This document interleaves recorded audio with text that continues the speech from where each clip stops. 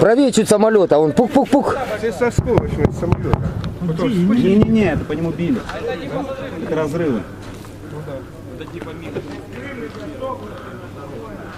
Нихуя. Ребята, это пассажир. Плевать. Двухмотор. Ну как плевать? Ты что говоришь такое? А тут закрыта территория для самолетов, воздушное пространство. Пассажирские не пассажирские, они насадят туда что угодно, атомную бомбу покладут. Да, двухмоторный, блядь.